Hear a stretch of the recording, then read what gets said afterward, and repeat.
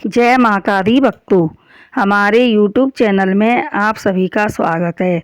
भक्तों, आज हम सुनेंगे माघ मास के स्नान की कहानी।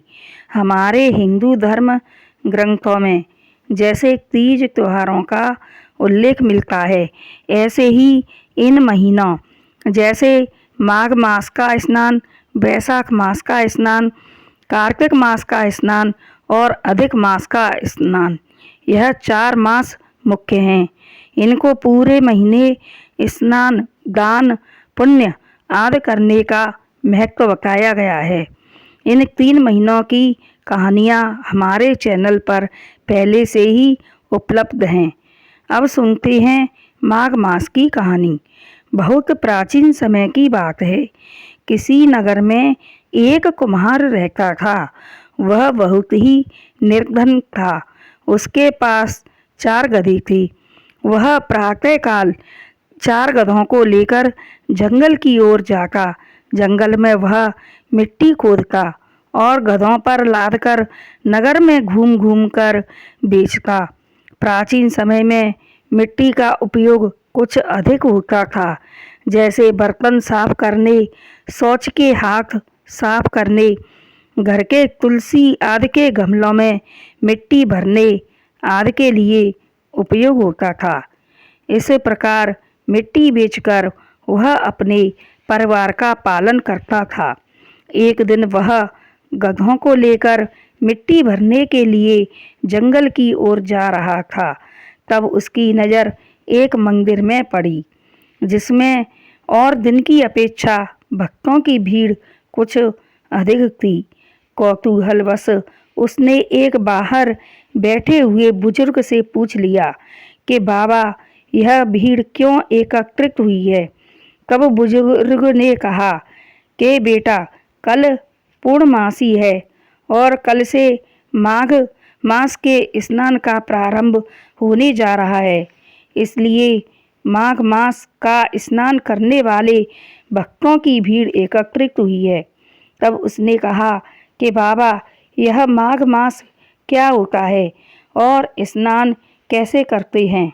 तब बुजुर्ग ने कहा कि कल पूर्णमासी से पूर्णमासी तक इसका 1 महीने तक स्नान, जप, तप, होम, यज्ञ, दान, पुण्य आदि रोजाना करते हैं। इसमें विशेष रूप से तिली का महत्व है। जैसे तिल मिश्रित उबटन, तिल मिश्रित जल से स्नान, तिल का दान, तिल का हवन, तिल मिश्रित भोजन, चाहे एक निवाला ही क्यों न खाओ, पर खाना अनिवार्य है, और तिल मिलाकर पानी पीना। तब उसने कहा कि बाबा, मैं तो बहुत गरीब हूँ, मैं कैसे माघ मास का स्नान करूँ? तब बुजुर्ग ने कहा कि तुम रोजाना नहा धोकर और स्वच्छ वस्त्र पहनकर आ जाया करो।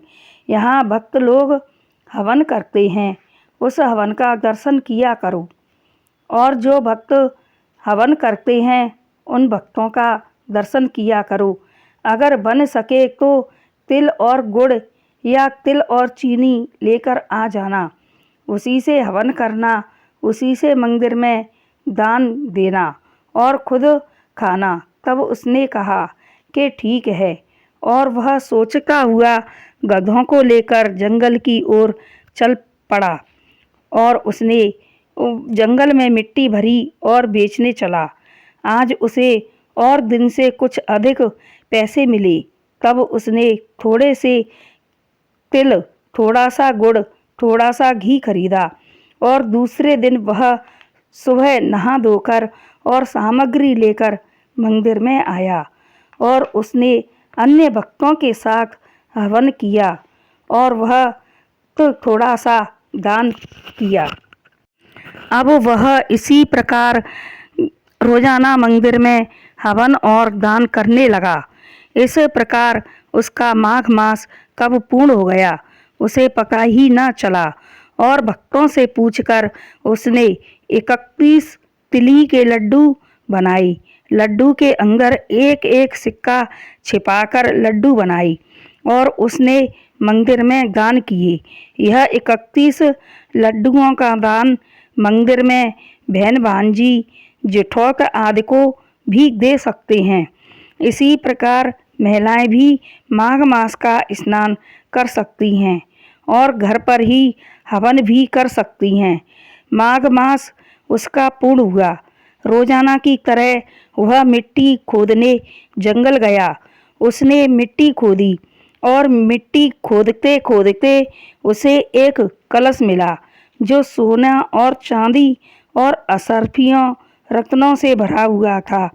यह देखकर उसकी खुशी का ठिकाना न रहा और वह कलश लेकर घर आया। उसकी गरीबी दूर हो गई और उसकी झोंपड़ी थी उसने वह पक्का मकान बनवा ली और उसने चाक खरीद लिया और उसने अपना बर्तन बनाने का काम शुरू किया और वह सुखपूर्वक अपने परिवार का पालन करने लगा। कुछ पड़ोसी लोग पूछते कि यह तुम्हारी जिंदगी में बदलाव कैसे हुआ और तुम्हारे पास धन कैसे आया।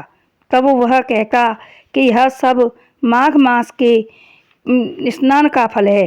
हे माघ मास के देवता, जैसे उस पर प्रसन्न हुए वैसे सब पर प्रसन्न होना। जो कोई माघ स्नान करे, कहानी सुने, हवन करे और कुछ न बन पाए तो कहानी ही सुने और सुनावे, हुंकारा दे, उसके घर में धन दौलत का वास देना, उसके सारे संकटों को दूर करना। तो बोलो माघ मास की जय, बोलो भक्त और भगवान की जय। तो भक्तों, यह थी माघ मास की कहानी। अगर पसंद आए तो हमारे चैनल को लाइक, शेयर और अगर हमारे चैनल पर नए हैं तो इसे सब्सक्राइब करें। जय माता दी।